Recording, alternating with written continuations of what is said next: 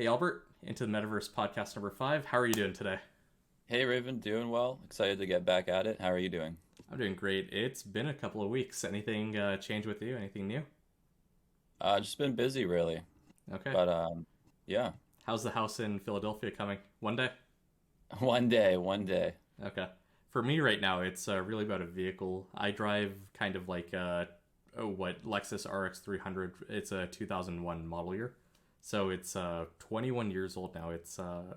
I am 26, so this is yeah, it's getting there in age. Is that the one you had in San Diego too? Yeah, it's the one I had in San Diego. It's like a hand me down from my parents. I had it all throughout college. I took it to Arizona, Penn State, like everywhere. So You did a lot with that car, I remember. I remember you, yeah, didn't you do like two cross-country road trips or three of them? um, hmm, probably 4 because I had to go there, come back, go there, and come back twice. Wow. So it's yeah, it's been everywhere. Like Grand Canyon, it's seen more stuff than just typical people rate as a vehicle. I sometimes think about That's, that. that is fantastic. You got your money's worth out of it. Hmm. And that's actually going to lead to our first topic here, which is going to be kind of my next vehicle, which is the Lotus Emira. Have you you've seen this, right? I texted you about it. Yep, I took a quick look at it yesterday. Honestly, didn't really know what the Emira was prior to yesterday. I've Hmm. known Lotus as a company that makes really lightweight cars that are more track focused. So they've always been like on my radar. But Right. this is the first time I'm seeing the Emira. So for me, what it is, it's I've always wanted a sports car, and for me, it's like the Corvette C8 Z06, or I'm not a big fan of Porsches, to be honest with you. They just don't. I want a usable back seat, or I want no Yeah. back seat and just luggage space in the. You know what I mean? Yeah, yeah, That pisses me off about the 911 that it's like that. It's yeah. like too unusable. I guess you can have like a baby seat in there, child seat, but like, what's the point? They're tiny though. I Hmm. don't think you can really fit much in there. I don't think like the Cayman, that's a two-seater, right? That's not a four-seater. That's a two-seater, but it's Yeah, not as prestigious as the 911. But I would still get a exactly. Cayman. I actually Mhm. so fun story for you. I went to the 911 dealership, the Porsche dealership, and I was looking for a Porsche Turbo S. I did pretty well last year, so I was like, oh, let me kind of look around. Um, Yeah. a Porsche Turbo S is like a $200,000 car. I'm like, okay, I figure, I might not get it instantly because there's a chip shortage, but whatever. I should be able to place an order. Like, how many people are placing orders for $200,000 vehicles, right? Right. Um, and by the way, I wasn't just looking at that one. I was kind of deciding, should I go with the base one? Should I go with the Carrera 4S, or should I go like just max it out spec wise? Um, Yeah. everything is sold out for 2 or 3 years. They will not even take my name on a waiting list. Wow. They're like, hey man, we actually don't know how many we're gonna get. It's right now the wait list is 2 years based on our current allocations and what we're estimating. Just good luck. Try somewhere else, but it's by allocation and they have no more. So I might need to place a few calls if I want one, but I don't think I want one anymore. Yeah, that's insane. You really have to want it to go through that whole process. Hmm. This Amira that I have is just okay. So it's Lotus's last internal combustion engine, which is kind of why I want it, in a way. And Lotus has been very like driver focused vehicles for kind of like the entire life of Lotus, and so like manual shifting and like super lightweight vehicles, no creature comforts. But this you can use this as a daily driver. Okay. Yeah. Which is Yeah. pretty different from most of Lotus's cars. This is like actually usable. Hmm. And it has, like you said, the creature comforts, has like infotainment, and it looks really, really sharp. It's definitely going to catch eyes. The price though is like the base price. Obviously, you're going to add options, maybe 20K of options, but it starts at 75,000. It's a very attainable dream car, and so I finally placed a $2,500 deposit down. I get it 18 months from now if everything goes well. So we'll see. That is awesome. Yeah, sweet. Um, so Spring, that's kind spring of. 2023, right? I think it would be like October 2023. It might move to Jan Okay. 2024. I'm in no rush. It's like one of those things I need to save money for. That was kind of my thing with the Porsche too. Even if it was a Yeah. 200K car, I don't have 200,000 to drop on a Turbo S right now. It was supposed to be like I can save essentially the down payment and everything 2 years from now, and that's going to motivate me to work harder at my Yep. job and Yep. everything. Yeah. So No, I totally agree. now I do have one question for you. Mhm. These cars you can get in a manual, okay? But I want to use this as kind of like my daily like travel everywhere with it. Have you had a manual? Yeah, I've driven manual for 7 years. Would you say that's a good daily, or would you just get automatic? Because it comes in an automatic too. Yeah. No, I'd say if you're going daily driver, I'd go automatic because Hmm. it's like the gearboxes in the new automatics are so fast and like just so smooth that Gotcha. like yeah, it's definitely I think the better option. Like unless you're buying like a track toy, maybe I'd go manual then, but even then, I think auto's the way. Hmm. So this is kind of my proposal for you on this vehicle. Okay. Hmm. It comes in two engines. There's a V6 Toyota engine that's currently in the Evora GT. It's supercharged and Yep. everything. Produces 400 horsepower. Then otherwise, there's a i4 that's used in the Mercedes AMG vehicles. That's like I think 360 is what they're saying. They undertuned it because in the Mercedes AMG ones, it can get up to 460. The Mm. V6 is more expensive, so that's why they undertuned it. Is they're like we don't want a higher horsepower or it to Um, be too fast. The i4 is cheaper, right? So like the V6 Toyota engine that's in the Supra and other stuff, it's the F2 engine. I literally spent like 2 hours googling all of this and watching YouTube videos, so that's how I know all of this. Okay, yeah. I watched the entire history of these F2 engines. They were released back in 2005, extremely bulletproof and everything. Anyway, they're pretty much maxed out, but 0 to 60 in 4.3 seconds. The i4, even though it's undertuned to 360 instead of 460 max, um, it's 4.2. So the base engine, the i4, is faster than the V6 engine for $10,000 less. Plus, you can tune it, right? Yeah. And it Yeah, that's true. That's true. and it also comes with Mercedes a dual clutch transmission for the i4, so that's kind of why it's faster, even though it has less power. Um, and so the way I'm kind of approaching this is I'm saying let me get the V6 for the noise. I don't care about, I can use paddle shifters for the manual feeling. I kind of want to Yeah. know how to drive a manual, but I was talking to the Lotus guy that kind of took my deposit, and we have nothing written down on paper, but I basically told him, hey, I'd like to trade in the Lotus that I have for a manual version or a special edition during the final year of production. Oh, okay. And by then, I should have like another vehicle, and hopefully, I'll have the Z06 by that time. Yeah. Yeah. No, I was gonna ask what engine are you picking, and I was going to say, Hmm. well, the four cylinder might be like a bit more tunable and maybe a bit quicker, but yeah, the sound out of a four cylinder is never gonna match a six cylinder. Yep. So So that's kind of my approach there. If you're into it, I would place the deposit now. You can always get your deposit back; it's refundable. But yeah, you got to think like if you keep the deposit, it's a 2 year wait right now. So you might as kind of think about it. If you're gonna have the money 2 years and you're gonna want that vehicle, I found that yeah, for a lot of things, whether it's like some electric vehicles or even the F-150 that the Lightning that they had, right? the lightning. What was it, 400,000 pre-orders or 200? Some insane number like that. Um, Yeah, Maverick is the Ford Maverick sold out for 1 year from now for the entire production year, and yeah, um, yeah, it's insane this market. Even like for the Ford Bronco, which is just I mean, it's a cool car, but mhm, it's not like an EV or anything. Yeah, the pre-orders were like it was taking forever. It was like a year to get correct. your Bronco. So this has me thinking like, what are my needs 2 years from now? And Hmm. I think part of the demand problem we're seeing is people are going to stores and they're seeing something that they like in stock, and they're just kind of worried that it won't be available in the future. So it's like that's leading to increased demand, which is kind of leading to inflation. Yeah, yeah.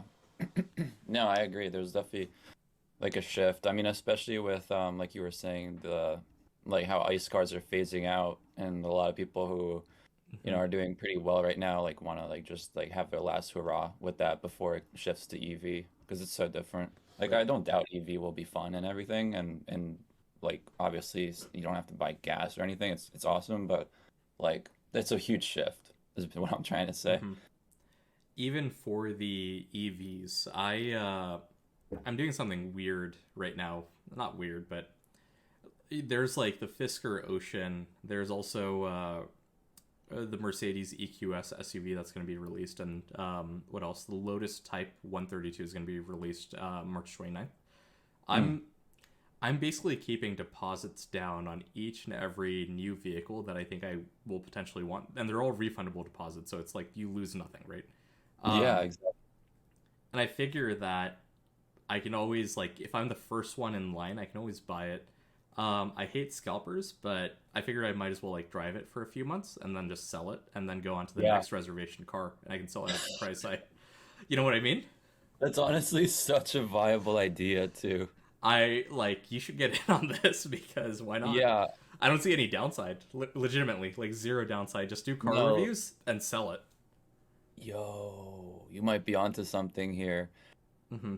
Yeah, the only downside I see is that what you get $1,000 or whatever the deposit is held up until you get the car. It's like, not really that big of a deal for. You know what's even more crazy is once you get it, you can get the $7,500 tax rebate, and I'm pretty sure they stack. So if you get four Mm. EVs, they'll stack, and you can essentially just resell them all. Boom, mindfuck. This is a new business model that we just developed on a podcast in 20 minutes, 10 minutes. 10 minutes, yeah. Um, no, but so I'm very excited for like it's gonna be like the ID buzz for me. The Ineos Grenadier, I'm Ineos, something like that. But it's the Grenadier. It looks like a Range Rover Defender from way back when. In fact, Land Rover sued them because it looks so similar, but the court was like, it's not one to one, so we're not gonna injunct it or whatever. You kind of lose on that one front. Um, but it's like very old school manual, like rugged terrain. I won't go into it. I think we've talked about cars enough slightly. Yeah, let's move on so you have some time for our other topics. But yeah, definitely can Mhm. expand on that in next episode too. I'm gonna kind of jump like a little bit ahead and go to the Apple stuff because this relates to people getting scared and kind of panic buying. So, That's perfect. right, the Mac Studio was released, and for people that don't know, the Mac Studio is basically like a iMac, not iMac, Mac Mini on steroids, and it has the M1 Ultra chip, right? And so I was doing my pre-order, and I was like, okay, I kind of want to test this, get it first and everything, but the closest ship date was in April, and I wanted Mhm. something kind of quicker to test. So to do that, I placed an order for a less powerful one, so that way I just have it, right? Yeah, I figure I can always return it if I like it, and then just get my more powerful one, or I can, if I don't like it, I return it and then cancel the order for the one yeah, I actually want. But that kind of goes into like that consumption of buying two and keeping one just in case, because who knows whether the second one slips out further. yeah, yeah. That's true. Um, Um, what do you think of the Mac Studio? I think this is awesome. I mean, especially if you're doing something very intensive. Mm-hmm. With the M1 Ultra chip, it sounds insane. Like it's hard to even really put. Like you can read the numbers, right? And it's like you can develop the M1 Ultra like can be configured with up to 128 gigabytes of like bandwidth. But like actually like understanding how fast that is like getting like kind of hard at this point because we had what? We had the M1 like the regular M1 chip, right? And then I think there's an M1 Pro which was Mm-hmm. like 4 times faster than that M1 chip, which was already super fast. And now we have the M1 Ultra. So it's wild how fast their chips are becoming, especially because they were tied to Intel for so long. Right. Um, so I was watching a YouTube video on this, and the M1 Max. When you look at the actual, sorry, the M1 Ultra, when you look at the die, it's just two M1s kind of stapled together in a way. Hmm. So let's see here. I got. Let me change displays real quick. Okay. I basically pulled it up, and now you would expect double the performance rate, and people haven't been getting that in Geekbench or Blender render scores and whatever. Like it's just been falling short for whatever reason. Um, Oh, so Max Max Tech, I believe, is the YouTube channel, and he's the Mac Rumors or 9 to 5 Mac guy. What he Oh, okay. basically said is he was looking at how much wattage the chip was using. And the GPU was rated for 120 watts, but it's only drawing in 60 to 70 watts during these things. So there's some software optimization Apple needs to do. Oh, So I'm probably just going to cancel both of them until I know the issue has been resolved. so that's by design, or is that a bug? It has to be a bug, right? Like I can't imagine Sounds like Apple a bug. Apple during their launch was comparing it to the 3090. Hmm. So it does not. It barely gets 3070 performance. Let me see if I Hmm. can pull that chart up. Um, but it is like a video editing workstation beast. That's why For I'm sure. interested in it. Yeah, yeah. That would be like probably render stuff so fast. Mhm. They finally included like front I/O and everything. Another thing that he mentioned in the YouTube video was their benchmarks were based on an uncut, uh, unreleased version of Final Cut. So Okay. So, um, no one's getting the performance because the new version of Final Cut is optimized to take advantage of everything, right? oh, yeah. Wow, that's sneaky for sure. What else can I say about this?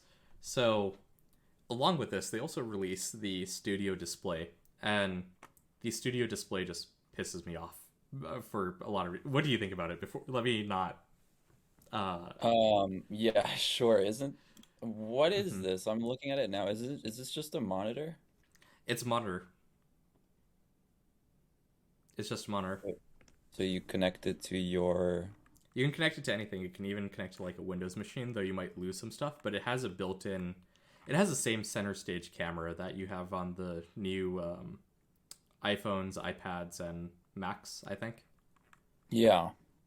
Okay. Um, I mean, I'm not against like a Mac monitor, but the price tag is completely out of like ridiculous. it's supposed to also have good built-in speakers, but any desktop speakers will wipe the floor with it, and like you can just get an Yeah. external webcam. The only so it's basically they took an iMac. Okay, they took a fucking iMac. They removed all the iMac computing, and instead of reducing the price from 2 grand, they left it basically at like they reduced it by $500. Um, That, that's crazy. Yeah. It's still like no way. I would not I don't know, man. This is a lot of money for what is essentially a fancy monitor. it's a 5K display. There's nothing else like it on the market. I think that's one of the things, but Mm. at 1,500 base price. And here's the worst part. You have stands for this. It's kind of like the Pro Display XDR, but they include a stand, so it's not too bad. You have to pay $400 if you want something that is height adjust and tilt adjust. Okay, so What?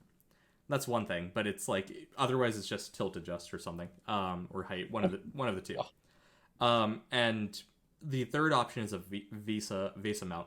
But here's the thing: you have to pick it at the time of order, and you cannot swap out the different stands with one another. oh no. So if you get, in my case, right, I ordered two of these because I wanted one to see one with a nano texture display and one without. And I read some stuff about the Pro Display XDR.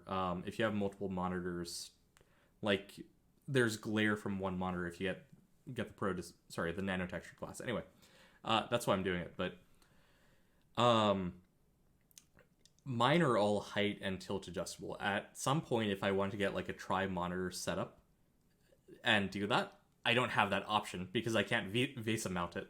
It's Yeah, fucked. yeah, that's messed up. It's Wow. I think it was like a $2,200 cost, 2,100 something like that, with all the options selected for the nano texture, height and tilt adjust, and Wow. blows my mind. The worst part is no one needs three cameras. If I want three of these in a tri display configuration, that's what I currently use for my setup right here. No, I now have 18 speakers because the display has 6 speakers each, right? I now have 18 speakers and I now have 3 webcams. I guess like different angles, like if this is your better side of your face, like Yeah, shit. I fucking I hate this guess. product. Like People are gonna buy it. Okay, like maybe it can be my main monitor. I don't know, but fuck this. Fuck Yeah, everything about it. Whoever invented this, no. I'm sorry, you got it Th- so wrong. No, yeah, this is very like it's cool because it's 5K, right? And Hmm. it's like obviously no one else is making it, but it's definitely designed for like one single use. It's not like it seems like they designed it so that's your main screen and your main screen only, as well as your like only speakers, like, and the Hmm. price tag reflects that too. Yep. So that being said, while we're staying on Apple, my M1 MacBook Pro 16 inch, right, like M1 Max, whatever, very high spec one. I think I paid close to $6,000 after tax for it. It broke. That I got that in October, and specifically, what happened to it is the display just went out. Like nothing was responding. It's even the backlight keyboard wasn't turning on. It's not like I cracked the display. The entire physical computer was perfect. Okay, it just Yeah. crapped out. Could have been the CPU. I'm thinking it was the M1. Something logic fault happened in the CPU and just burnt out. Yeah, that's horrible luck, honestly. Do you think consumers? Apple is only offering a 1 year warranty on a $6,000 laptop, but do you think consumers are taking a huge risk by going with like a new chip essentially? Yeah, I was just thinking that it's like if it Hmm. seems like the first iteration of like the chip would definitely be a like buying it, like buying the first on Mac. Yeah. Like I did, I think you did. I guess it's a bit risky, but yeah, I mean, I don't know, man, because my Pro was like 1,200 bucks, so it's like if it dies, it sucks, but Did you it's buy Apple Care with yours? I did for mine, so I'm covered for 3 years. no, I actually didn't. And it's funny because I went to buy an iPhone 13 Pro yesterday. Hmm. I got the new color, the Alpine green, but yeah, and the I thought like the Apple the Genius or whatever they call him, right? He was really trying to sell me Apple Care on the phone. I'm like, I guess like I almost bought it from him, and like I was You like, did nah, this I over don't. the phone. Can you like explain a little bit into that? Why did you place the order on the phone? Oh, no, no. Okay, so I went into the Apple store yesterday to pick up the 13 Pro that I ordered, which was the second time Hmm. I had to order it because the first time I got it shipped, I don't know, it said delivered and I guess the UPS guy stole it. So Okay. I was like, fuck this, I'm just gonna go to the Apple store. So I ordered one and I went into the Apple store yesterday, picked up the phone, and then the salesperson spent like 20 minutes trying to describe how great Apple Care was to me, and I almost had to buy it because I just felt like I was like I didn't get it though. I'd never Hmm. had Apple Care, to be honest, and it's nothing against Apple Care. If I was buying like a computer over like $2,000 or even 1,500 bucks, I'd probably buy it. But I don't know. I just don't buy it on phones Gotcha. because I buy it on my phone because I'm now at the point in my life where I'm okay taking small monetary losses. hmm And that for me means that I don't need the best trade in value for my phone, so long as I can trade it in. yeah, And even if I were to just completely lose my phone or break it, I could just, it's 60, what is it? 64% of Americans can't afford $1,000 bill. For yeah, me, that limit is probably 50 or 100 times that. Like, yeah, I'm good, right? yeah, So I took Apple Care simply because when I do the trade in, if they're like, hey, this is damaged on it, I'm just going to be great. I have Apple Care, fix it, and now give me the new one. Right? yeah, Like, yeah. it's a No, no brainer. I totally get that. Yeah, I'm probably gonna start getting Apple Care from now on, but Hmm. like on more expensive stuff for sure. They, Do you run a case on your phone or do you? I run one of the clear cases, and Oh, nice. Okay, that's what I got. they still Oh, haven't released a clear, like any case. There's no Apple made case for the 16-inch MacBook Pro yet. oh, And so, like, when the M2 chip comes out, I'm going to upgrade that. yeah, But that's going to release next year, October-ish, probably the same period of time when they release the original ones, but you know, in the future. Um, I don't think they're going to release the M2 MacBook Pros this year. I really think it's going to skip 1 year and then we'll go with the M2 chip. yeah. That would make sense. They already did so much in the past year Hmm. with the M1s that I feel like they would probably take another year to release them too. Right. So going back to the original topic here, to fix my 16-inch MacBook Pro, they replaced the logic board, and part of the 12.3 update basically will brick your Mac if you try and upgrade to it. For me, luckily, the update is just failing right now. So like I'll try and update and it will, do the restart, but it will fail to update and just say the update failed for whatever reason. But if you keep on trying, some people, your chance of succeeding is like 1 in 10, and the chance of you bricking is 1 in 20. Or not 1 in 20, Wow. 2 in 10. And Wow. the restart is 7 out of 10. So I've attempted a couple of times. Once again, if it bricks my machine, I don't, fuck it. That's Um, kind of like Russian roulette. it is. Um, so that's my other major Apple complaint today. Like, fuck their display, fuck this update. I was so excited for the update because you finally get universal control, which, if you have like an iPad, you can use that as a second display, and it like seamlessly goes over. What? That feature was originally promised like 6 months ago, and it took them until now to basically like perfect it. Some weird issues Wow. with it. Um, But that's only on the is that like bug only on the MacBooks that had their logic board replaced?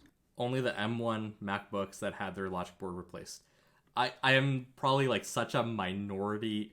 But here's the thing: if you have a problem with your Apple machine, they'll just replace the entire logic board, like even if it's a small issue. Um, Mm.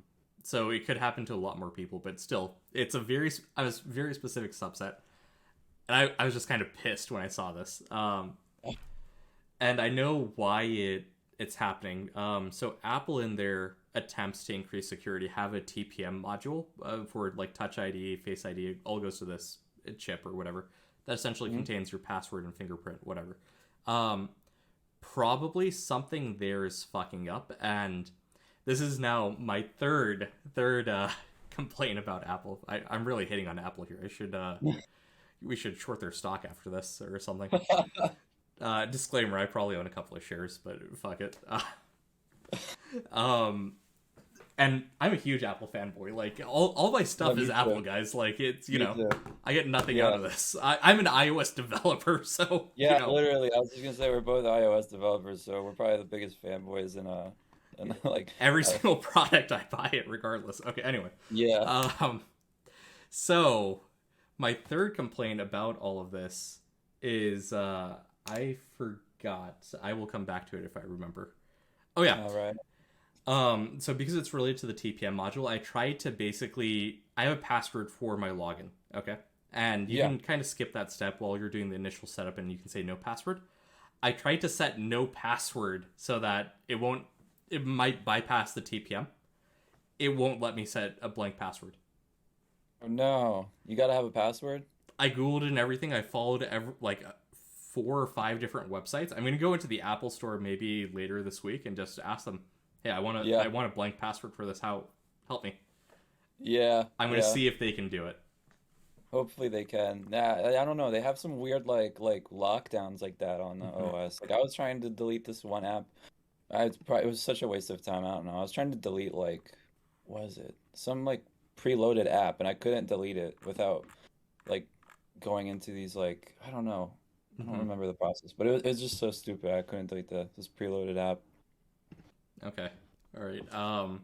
Maybe moving on to some more metaverse related topics. NFT crypto. Oh yeah. Have you heard of Ape Coin, and what do you think it is? I've heard of Ape Coin. I haven't looked into it. I've heard some people talking about it on Twitter. I think it's supposed to be the coin of Web3, essentially, if I had to describe it in one sentence. You are incorrect, and that's okay because that's what I assumed too. I thought it was like GameStop related or like meme related. It is meme related, but it's Bored Ape. The creators of Bored Okay. Ape or something decided let's make Ape Coin. Um, Okay. Oh, okay. this thing dropped like a week and a half, a week ago, something like that, right? It is now $11 a coin. Um, yeah, And how much was it when it dropped?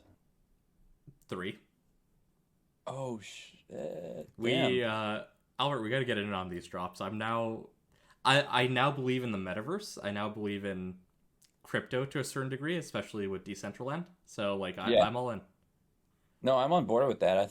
I mean, honestly, like before we started doing this podcast, I was a bit skeptical of Metaverse, and there's still like aspects of it that I'm skeptical of, but the Hmm. like use cases for it, there's a lot of them. There's a lot of good ones that are definitely going to be doing really well, and the investors in those are going to be like minted. Like, so yeah, no, let's yeah, I'm on board with that, with getting in on these earlier drops, because like. Usually I hear about it too late. Same. I guess I'm not in the correct Discord groups, right? There you go. How about you? You in any of those Discord groups? No, Heard I some pretty was. interesting stuff. You left I them? was I was in a few, but I was well, I guess I'm still in them technically, but it's like I haven't been active at all. Mm-hmm. 99% of these, or like 90% of those, by the way, are just pump and dumps for new coins. Yep, So you got to be yep, careful. pump and dumps. There's a lot of scams just start getting Mm-hmm. advertised and stuff. You have to be able to filter through the crap, and that's like what I never had the time or the motivation to really do, to be honest. But if you can do that somehow, then I'm gonna hire some guy in India. yeah, He's gonna have like a bachelor's in computer science and pay him 1,000 a month to do it, 40 hours a week of yeah, research. find winners, yeah. I'm not even joking about like those are real numbers. If you want to hire an Indian college grad with a comp sci degree, $1,000 a month can get you a person Full time. full time. Yeah. That is much cheaper than what you can do here. Mm-hmm. So with that, next crypto topic is going to be this Pepe Frog. Oh Um, yeah. I think the art here is great. Hopefully, Twitch won't censor this or ban me when I display this. But this is this is the art. So the viewers can read the title. 500K NFT lawsuit over Pepe the Frog's butt is a very funny story. Okay, and literally this artwork that you're seeing, that is the NFT image. Okay. Um, when you hear about something like this, what do you think prompted this lawsuit? Um, man, I don't know. This is ridiculous. I guess the original artist, that's my first guess. I have not read this article, so I'm completely going into Okay. this one blind. So the Um, summary is, and the summary basically is, and this is like what the internet, there's like a headline, but it actually goes deeper, right? The headline is that this man paid $500,000 for this NFT, and the creator had a bunch of other ones that were identical to it, but NFTs are by kind of like the address and everything. That's what makes them non-fungible. yeah. But it's the same image, so he's just like, fuck it, I have 99 of these other ones. I'm just gonna sell them for free, and that plunged the price of this Pepe Le Frog NFT, and Yeah. that's why he's being sued for 500K. Oh, I see. I see. But the argument, right, is that it's he still got what he paid for. He got the original NFT. It's one of one. Yeah, no, that's a great point. I mean, he did get what he paid for, and I don't unless there's like a stipulation that there's gonna be no more release after this, like then And I that mean, is what the guy is arguing. So there's apparently no official contract or anything. It was a verbal agreement. And the guy said that he would not release the other 99, or he would not sell them, right? But if you release them for free, is it selling? oh my God, dude. That's the What second question in this court what was case. what was this artist's motivation to release those other 99s even, do you think? Like why would I don't even know. I think part of it is just how ridiculous all of this is. I But think it yeah, I think it's just like trolling. That's funny. imagine, okay. NFTs to a certain extent are still a scam. Where Hmm. yes, I think they Yeah. have great uses. Like if you have a will, right, and you get an NFT of your will, probably a good use of an NFT. Yeah. Correct. If you Yeah. have maybe like a deed to transfer land or something, and you have an NFT, obviously like no court might honor it right now in the legal system, but in the future, great use case. 100% Yes. believe in Good that. use case. Yeah. Yeah. No, there are a Fucking lot of fucking art that's JPEGs, no, bro. Yeah, Just sell the art or something. Like instead of yeah. making this is dumb. No, it is. Yeah, and I totally agree with you there. Like, there's amazing use cases for sure, but there's also like the images. But then again, and they're kind of necessary evil, I feel like, because they Hmm. started out the whole NFT craze. Like, I wouldn't be probably talking about this stuff like if like the whole like art NFT world didn't exist, you If know? Like, I Bitcoin feel like, wasn't worth $40,000, we would not be talking about this. yeah, yeah. Hmm. Okay, so moving on that front, I thought I'd just do something fun and check on my crypto investments that I have like $100 or $200 in. Right? Oh yeah, how are those going? Gotta disclose these for Decentraland. I think I bought in at like 275 or 250. It's now at 240. Um, I if I'm down dollar cost averaging maybe like 10% overall. So it is what it is. Maybe I bought it at 225, but Coinbase takes a 399 cut per transaction. I don't know if you knew that. I didn't know it was 399. I knew they took a cut, but It's a flat 399. If you have a $10,000 order, it's 399. If it's $5, it's 399. So that kind of sucks there, since I'm buying at like $100 at a time just to not get completely yeah. screwed if the price drops. But it is what it is. Yeah, Um, I always thought it was like the fee was based on how much you're buying, but right. maybe that's how it used to be. I'm my second investment is render tokens. Same thing, like about $100 worth is what I own. Render Um, token is awesome. You introduced me to this coin, and I think this is a fantastic idea I, long term. I'm a big fan. I think for those of you that don't know, like render token, just you can sell your GPU power and get cryptocurrency out of it in exchange for basically rendering graphics for someone else's project, Blender, whatever, right? Um, I think it's a great use. So I bought mine at like about $2, maybe 225, and it spiked all the way to 280, and now it's back down to what is it, 259? So I'm up like 20-ish%, maybe a little bit more. Nice, that's pretty solid. Yeah, and I think I'm gonna keep on dollar cost averaging. Yeah, that's a good idea. And I'll keep holding because I feel like this definitely has a good chance to Hmm. really blow up. Um, and so this is crypto related. Did you see that the Fed hiked interest rates I did, yeah. I heard they were planning to do it, I think, what, 6 times in 2022? 7 more times? 7 more times. Correct. So it's So like they're staggering it essentially. mhm. They did one in March. They're going to do the next one probably May. The Fed has 8 meetings, right? So March was their first one. May is going to be their next one, Okay. and then the rest of the seven essentially. But so they increased rates from 0 to 0.25, and housing mortgage rates for a 30-year fixed have crossed a 4%. Um, Now, how does all of this relate to crypto? There was so much free money from kind of the PPP loans, from the stimulus, Fed, you know, Mm. asset based lending being near zero, the Fed having interest rates near zero. Like, it was just a highly, if you wanted money, you could get it. Okay, maybe 64% of Americans couldn't get it, but the other 36% could get it. Um, and so they basically dumped it into crypto because why not, right? And now Yeah. that the Fed is increasing interest rates, the theory is that they're going to go up another 0.5% in May, and then a quarter of a percent every time after that. So a quarter times basically 8 is 2%. So 2.25% by the end of the year is what the Fed rate is going to be. Um, I hope this means that housing interest rates are not going to touch 5% because I'm a real estate investor type person. But at the Yeah. same time, and I can't invest at 5%. Like, that kills your returns and what you need to make profit. Mm. On on a $400,000 mortgage, each 0.5% increase costs you $200 more, I believe, right? So Yeah. if they increase it all the way to 2% or 2.25, that's going to be an $800 extra monthly payment.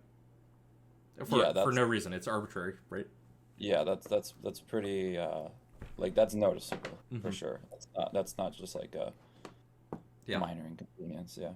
I think with auto loans too, when you kind of think about that, so 400,000, if you reduce that to a 40K vehicle, that's $20 times two. That's $80 more on the auto payment per month.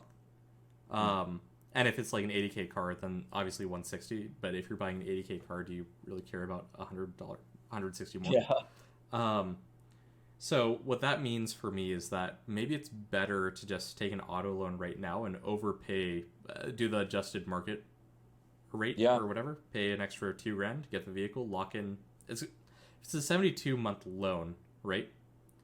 $80 times 10, 800 times 7 is then 3,500.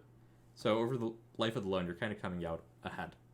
Yeah, I agree. It's worth getting the loan. Like, Hmm. I think I have a 2% loan. It's like very low, on a car right now. And like I could pay it off if I wanted to, but with inflation going like the way it's going and just like the low interest rate, there's just no point. I mean, same with my student loans. Like they're super low. I could like I Hmm. think I could almost pay them off or repay them off at this point, I think. But yeah, like With the inflation, interest you're rates. just like, they're paying you to have debt right now. Yeah, exactly.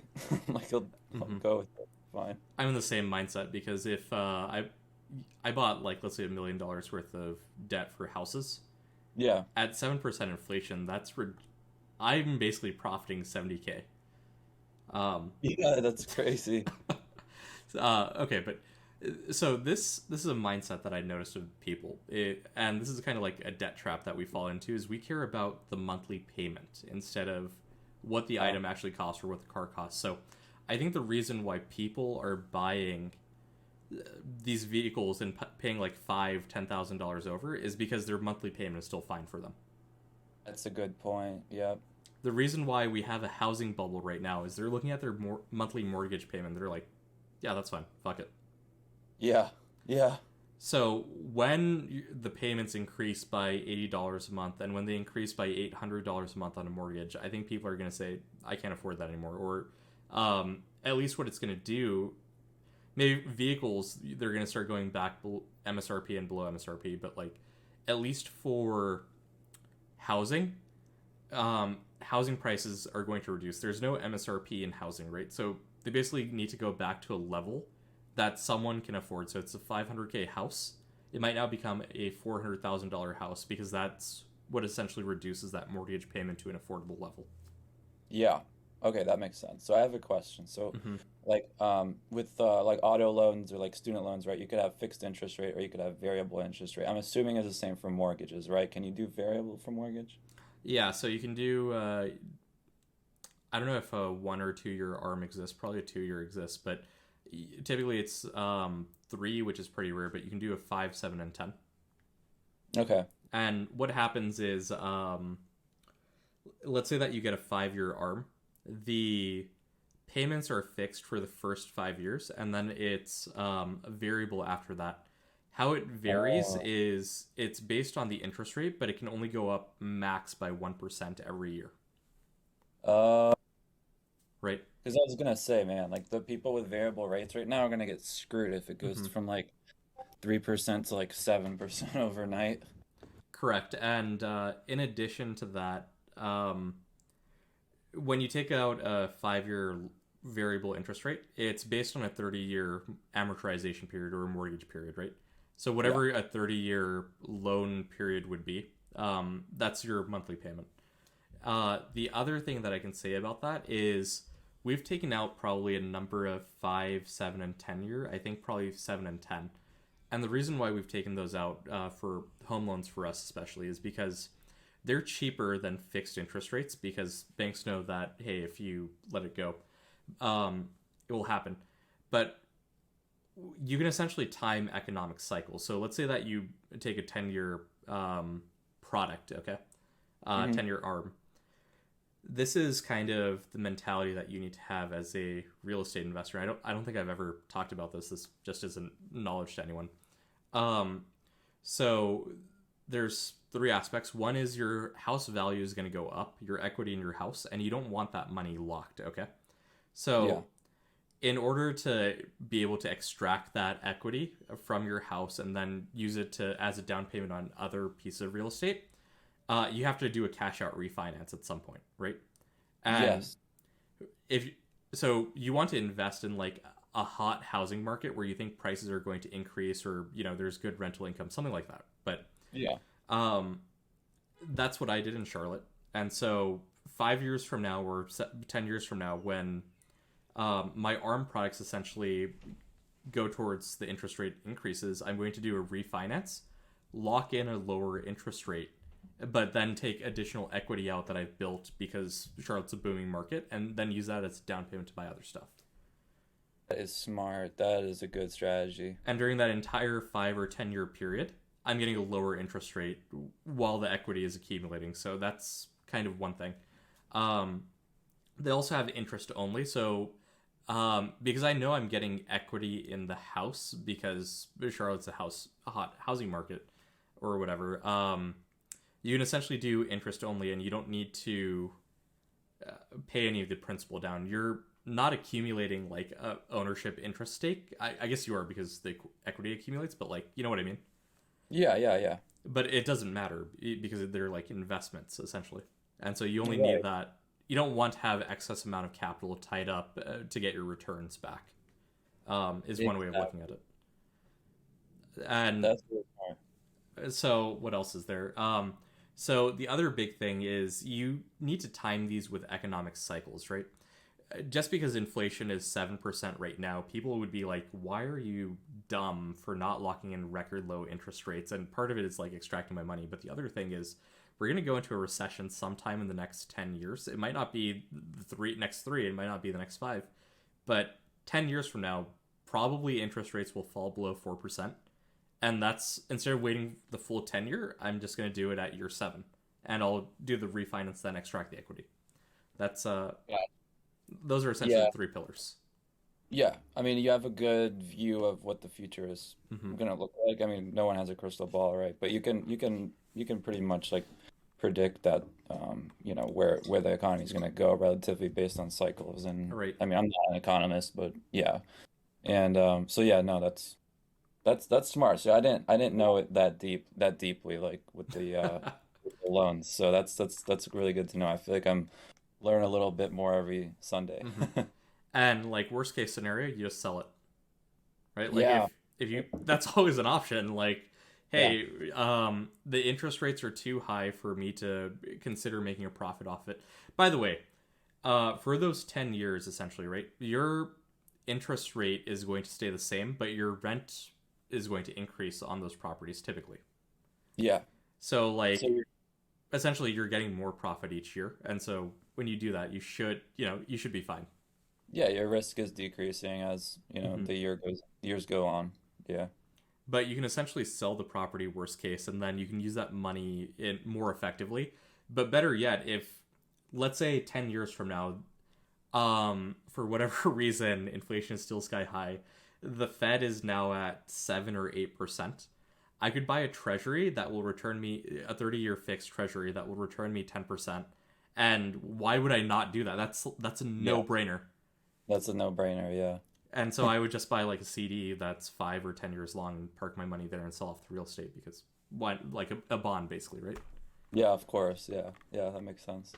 So it's all of these things where people like to comment, why are rich people rich or like something like that, but it's because they essentially have this money and they know these things that aren't taught in school. And Yeah. how I learned them is just watching YouTube videos. Like no one told me any of this. Like I Yeah. read a lot, I watch a lot of YouTube videos, and I always constantly think, how can I best use my money in all these type scenarios? Like, what if inflation's really high? What happens to interest rates? Okay, if interest rates go high, does that mean that banks will finally start offering like good savings accounts or related products? Like, it's all of Uh, these things. That's the way to do it.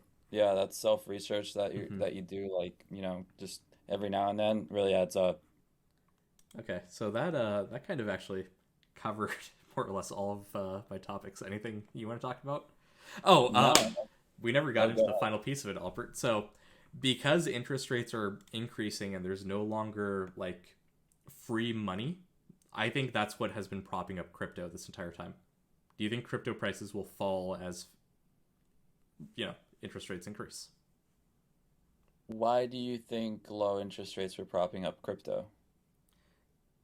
If people have more money, so asset-based lending in stocks, right? Let's say that you Yeah. have $1 million in blue chip U.S. stocks like Coke, Apple, Microsoft, Facebook. Okay, maybe not those because Facebook fell 50%, but a diversified ETF portfolio of SPY or something. Okay, Hmm. banks would have lent you 70 or 80% loan to value. And you could have, it's essentially like on margin, and you could have doubled your investment, but you could have taken some of those funds. You don't need to use them on stocks. You can use them to buy a house. You can use them on crypto. You can use them on anything. And the interest rates, up until like a month ago, were essentially, or 3 months ago, so beginning of the year, they were at like 1.5 to 2%, depending on how much money you had in your brokerage account. Dang. Okay, I see. So yeah, so people go and buy crypto with those probably like every now and then. Exactly. Um, Um. and people, the reason why people do this asset-based lending is they don't, if you sell a stock to get cash, you need to pay like 20% taxes if it's the capital gains tax, or Uh, right. So by yeah. doing this, you're essentially, hey, it's a 2 or 3% tax instead to each year. So let me, Yeah. and your money Much. works for you. Yeah. Yeah. That's true. That is true.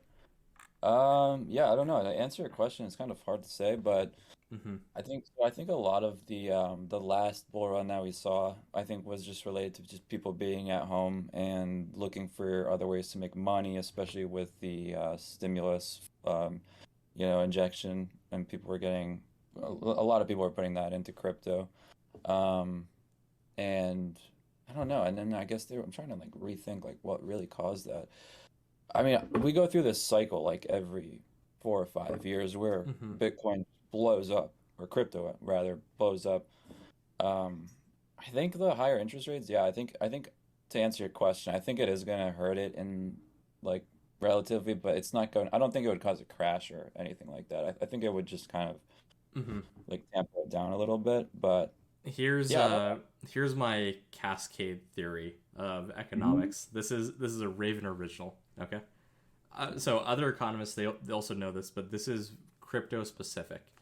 There are certain banks and institutions that have given loans against crypto that it's same things like loans against stocks, asset based lending, loans Yeah. against crypto. Okay, the interest rates are going to increase, and crypto might be less profitable, especially like staking and whatever. Oh Um, yeah. that's going to force banks to either kind of like margin call some of these, like basically say, hey, NFTs are no longer 500K. You basically took a huge loss on that. Please repay back your loan. Okay. They're going Yeah. to have to resell a lot of the stuff, crypto that they have in their brokerage. That resell is going to cause prices to go lower. When prices go lower, keep in mind people need a minimum loan to value threshold for asset based lending, otherwise they get margin called. So that thing is like 30 to 50% for crypto. I don't really know. I don't do crypto. I do blue chip for my asset Yeah. based lending. So Yes. those people are going to get margin called. They're going to then sell their crypto, further depressing the price, and it's a cascade. Do you see? It's like a negative feedback cycle that's starting to happen. Yep. Yep. And once it starts happening, right, you essentially start seeing this with the housing market too. What is it, Margin Call or The Big Short with Michael Burry and all those guys, Forefront Partners. A great movie, by the way, one of my favorites. Yeah. Um, so that's what happened to the housing market, where essentially it just started. It took one default and a couple of defaults, and then it was like, oh shit, now it's we have to call in these other loans. Um, Yeah. It's a domino effect it's too. a domino effect. Yeah. Um, so that's only one risk I actually see as like a domino effect in the economy right now. There's a Yeah. couple. So that's one. And that's why I think, and when it happens, it's gonna happen basically overnight. Like there's no, you can't know predict it. It's like one day you're gonna be good, the next day you're fucked. Um, This happened for nickel metal exchange things. I don't know if you saw this. No. The London Metal Exchange, the LME, nickel prices spiked 250% in one day. Okay. Um, One company I called Xing, whatever, TSING, it it had a huge short position. They were like a huge nickel producer or something like that, and they shorted nickel. And basically they couldn't cover their position, and so the London Metal Exchange decided to just cancel all trades within the past 24 hours. And I'll tell you why this is pretty fucked up. It's like the opposite to what Robinhood did, um, where they Yeah. just blatantly cancel trades. The reason for that is how the liability falls is if the company that placed the short bet cannot cover it, it then goes on the exchange to cover it. And the London Metal Exchange said instead of covering it, we're just going to cancel all trades in the past 24 hours. This Oh, legitimately happened in the past week. wow. I had no idea. That's insane. So that's what I mean by like a huge cascading effect, right? Right. Where I think mortgage-backed securities are safe. Oh, what was the other thing I was looking at? Do you know why Biden doesn't cancel student loans? Not really, no. Okay. This is complex, and we only have like a few people that watch us nowadays. But this, do you have time for this? I know we're reaching like an hour here. Sure, go for it. All right. And keep in mind these are slightly conspiracy theories. Like no one's from the Biden administration wants to touch this topic with a 10-foot pole. So, um, okay. Biden was the original architect for basically saying we're going to make student loans and they can't be filed in bankruptcy court any longer. Like he is the person that kind of co-signed the bill and kind of led that charge. All right. Yeah, I think I heard that. There's a couple of reasons behind that. Two major reasons. One is if you get essentially a $50,000 loan and you can file bankruptcy at any point and there's no assets for me to garnish, why Hmm. would I lend you $50,000? Yeah, right. Right. So, and there was no government institute like Fannie or Freddie Mac. Fannie and Freddie Mac essentially back your mortgage, right? And for first time home buyers, like there's the FHA program and stuff that do all the backing. They kind of guarantee the loan to the bank to buy it. Um, Okay. so there's nothing like that for student loans, and so that was one aspect of it. Um, Right. Especially for private loans versus public loans. Public loans, the federal government owns it. Private loans, lower interest rates and stuff. But that's the incentive there. So that's aspect number one. Number two, when we shift to the current day of these student loans and trying to cancel them, there's how mortgage-backed securities kind of formed, where you had these credit products that I could buy. They bundled in like maybe 100 or 1,000 mortgage um, loans into one thing that you could buy essentially, and you'd get the interest payments from all of them. Great. Some people aren't paying. Well, the other 97 are, and you kind of know all those metrics, right? And the Hmm. reason why Hmm. these mortgage-backed securities collapsed is because a lot of people stopped paying at once, and they became kind of worthless, where you weren't getting any Uh, returns. So for student loans, eh, there's kind of like two options that you effectively see. And yeah. going back to the pandemic, Biden only made interest zero for government loans, right? He didn't make the interest zero for private loans. Because No. if you make the interest zero for private loans, those securities on the private student loans effectively go to zero because you're never going to get your money back effectively. Like, you know what I mean? Right. Right. Similarly, if he were to just cancel them, and this is, I'm going to get canceled for this, but let's talk about slavery now. Um, when England basically emancipated all of their slaves, they actually paid each slave owner for the value of the slaves. That's I don't know if you know that that's true. This is history, and I think it took like 150 years for they borrowed money and everything, and I think it took like 100 years for them to pay it back, or something Okay. like that. Some insane figure. Um, so same thing. If I were to just cancel all these loans, okay, sure, I can cancel all the federal ones. That's kind of fine, right? But what happens to the private ones?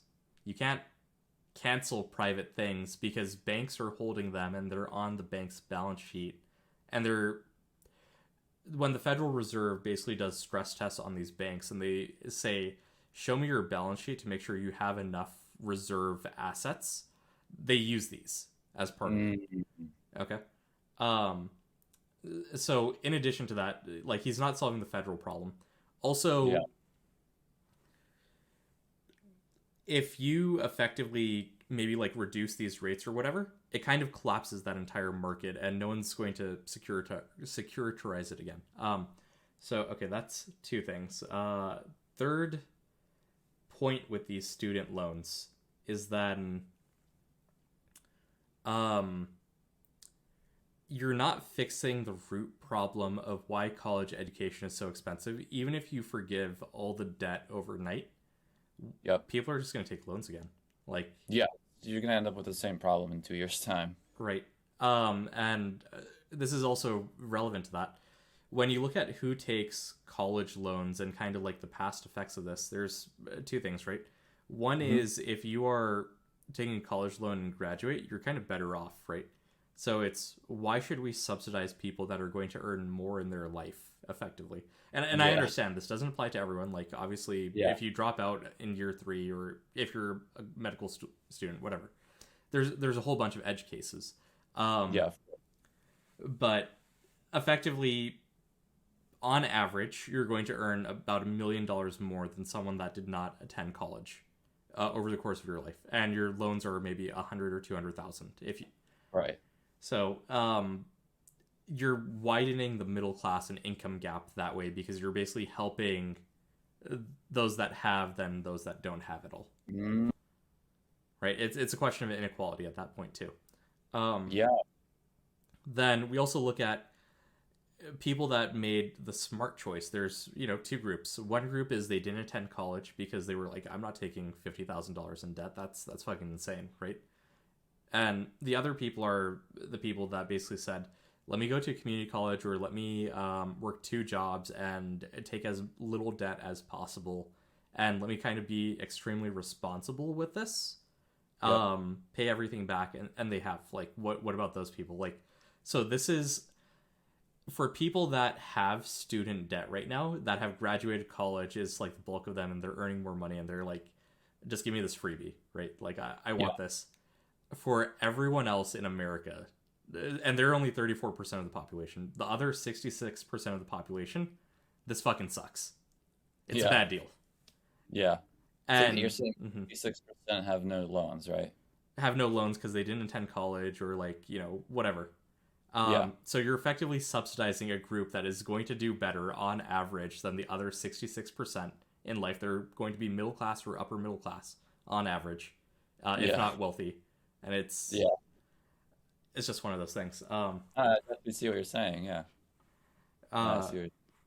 and I think we should fix this problem, right? Yeah. I'm not like against canceling student loans. Please, no one, please say Yeah. that. Like, watch this podcast and that's your takeaway. Don't do that. No. I Yeah. No. I'm No. just saying like it's not an easy problem as just. No. You're right. Also, if they were to cancel all these loans and people are saying, well, that allows people in those income brackets to have more money to then buy houses essentially or have kids. And that's why there's like a population crisis as well right now. My thing is we already have inflation. You saw what a stimulus did. I know this is kind of like pretty fucked up to say in that people are paying like $1,000 a month on student loans and that money isn't growing. But if they use that money on a mortgage payment or on other goods, what do you think is going to happen to inflation? The housing market is going to get more fucked, and inflation is going to get more fucked. So you're really not helping that problem either. Okay, this final hot take. Are we still good on time, or do you want to? Yeah. Yeah. Go ahead, man. Go ahead. Okay, final hot take is going to be the role of billionaires in the economy and why I don't think we should tax them or whatever. Right? Certain aspects like that. I see. Very spicy. If I'm gonna get canceled, just do it quick. Just yank it. Right? Do you don't have to justify it. Say it was for the Pepe The Frog image. That's completely fine. Okay. So keep in mind, I'm not going to defend billionaires here. That I'm defending their role in the economy and kind of what they've earned. when you look at a man like Jeff Bezos, who has 100 or 200 billion dollars in wealth, people are just like, that's obscene. I agree with you. If you had a swimming pool filled with $200 billion, maybe just fuck off. I don't know. Pay your taxes, something like that. Okay, but he doesn't. It's an Amazon stock. It's a company that he built, right? And as a founder, as someone, you want to let the original person that built that company have control of that company. It's just common sense. So, and when he sells his shares, he's going to be taxed on them. That's kind of like number one, right? He's going to pay his fair share of taxes eventually. The second aspect of this is, if you have $200 billion, okay, you can take like $1 billion of it, turn it liquid, $2 billion, and great, you now live a billionaire lifestyle. Okay, that's completely fine. But if Jeff Bezos can effectively do asset-based lending and get a 70% loan to value, and so if he has $100 billion, that means he can get a $70 billion loan on his Amazon stock from JP Morgan Chase. That's also another fun fact. At 2% interest rate, which is going to be lower than, he won't use all 70 billion at once. If it's even 10 billion, if it goes up 2%, that means the interest rate that he pays is 200 million. So think about how many years of compound interest it would take for him to hit that 70 billion. But at the same time, Amazon share prices are increasing. So it's like, it's a wash. Okay, so that becomes like one other issue, and I'm not going to even touch that issue right in this podcast. That's going to be next podcast. Next podcast. But what I am going to tell you is that Jeff Bezos, when he created Amazon, right, Amazon is now $1 trillion company, so his value of that is effectively, his share is 20% right now, I think. So 200 billion, 100 billion, current, I don't know what the current value is. In it now, based on that, you would kind of think, okay, that means he effectively captured 10% or 20% of the values created. What happened to the other 80%? It went to other shareholders, stuff like that. Maybe, workers get paid. He created a bunch of jobs. I think Amazon has employs 1 million workers or 250 workers. Yes, I agree. Some of them are minimum wage, but other ones are tech workers, right? And those tech workers pay huge amounts of taxes, 50% in California on their salaries, 50% in New York, stuff like that. All the major tech hubs, huge amount of taxes. Yeah. At least 40% federally. So it's insane. Yeah. So they're paying their taxes. And Amazon, the reason why Amazon doesn't pay taxes is because they reinvest into their company. They're not actually making a profit. They're making revenue, and that's what people criticize them on, is revenue. And unless you own a business, you don't understand the difference. Yeah, exactly. Yeah. Okay. Now, going into the billionaire's role in the economy, when you look at the value Amazon has created, Amazon might be a $1 trillion company, but they've probably effectively created $20 trillion in value over the life of Amazon, because you have to think, okay, all these people that now have jobs, they've spent money back into the economy, which has increased GDP, and it's like a trickle effect where you see the velocity of money, if you're familiar with that concept, which is, if I give you $1, you then spend that dollar in a barber, that barber then spends it on the grocery, that grocery then spends it on whatever product they buy, so on and so forth.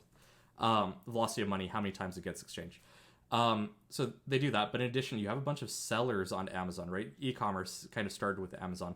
And in that aspect, each one of those sellers also pays taxes, and they sell goods which would otherwise not have been sold traditionally with 2-day shipping. They've kind of increased productivity, is what I'm saying, has added to that $20 trillion economic impact, where if I can make the average American as a whole 1% more effective, and the U.S. GDP, let's say 10 trillion, okay? 1% of 10 trillion, I'm adding $100 billion to the economy. Is that right? Right. Something like that, yeah. Yeah, it's a really huge effect. And without Amazon, 2-day shipping that now every other company offers, that's what they effectively did. Including now e-commerce, so buying stuff and everything, and you can find goods easier. You no longer have to go to the store. You don't have to drive. Each time you drive, that wastes time. You could be doing other things. That's a big thing with self-driving cars, is when you're in a self-driving car driving 30 minutes or an hour each day to work, you can be doing the work there, and that makes you more productive. Yep, exactly. Okay. Now, going off to Jeff Bezos and Amazon and rich people in general, people criticize that when funds go to them in stimulus programs and stuff like that, um, the if you're poor and you receive an extra $100, you're going to use your money right away. Um, I don't know what happened to your webcam. Hold on, my bad. Okay, no My problem. mom walked in. Okay. All right, yeah. Um, Can you start over from like 30 seconds ago? sure. When when we talk about like stimulus and how it kind of leverages, right? So like the Fed stimulus, a lot of it went to, well, okay, normal people below 80,000, I think, was the cutoff. They got $1,000 or like $3,000 total. But if you got a PPP loan as a business owner, you potentially got hundreds of thousands, if not like a million plus, right? Yeah, So, and people criticize that by saying, hey, you should just give, as universal basic income helps people because it gives money directly into the pocket of those who need it the most, and they're going to go out and spend it on goods right away. And that kind of yeah, increases GDP. Okay. Um, and I agree with that. I'm a huge proponent of universal basic income. I would say I'm capitalist, but I want capitalism to go into communism one day. Like yeah, that's yeah. that is going to be a podcast number 2 topic. Yeah, we could talk about that for a long time. Okay. Anyway, so but Jeff Bezos has effectively now received all of this money that he doesn't need, right? And Yeah, he's not going to spend $70 billion. Like there's nothing he could spend it on. And that's yeah. kind of my thing is people say, well, he's effectively competing with us and he can just buy things. And I'm like, he doesn't buy the same shit as you. He doesn't buy, because he has a million times more money, he doesn't buy a million more loaves of bread than you. He Yeah, doesn't no, need that much exactly. food. Yeah, He doesn't no. buy a Like, million more cars. yeah, And then go back to the argument. Well, if you give money to those who need it the most, it's going to get spent in the economy. Okay. This time we're at 7% inflation, so that might not be the smartest move, where you're effectively giving them money to spend more. But if you give it to a billionaire, right, and they park it into their bank account, I'm not saying that money is a wise use of money, but at least they're not out there spending it and using it and increasing inflation. They're acting as a money sink. that's true. It's just standing there. Yeah, Mm-hmm. money sink essentially. Yeah, because it's unspendable when you're talking about that large of numbers, really. Yep. Okay. And we'll cover the rest of this topic. I am now out of. I need to drink water. I've out of spit, I guess, or something like that. But thank you. All right, awesome. Take care. Bye. Take care.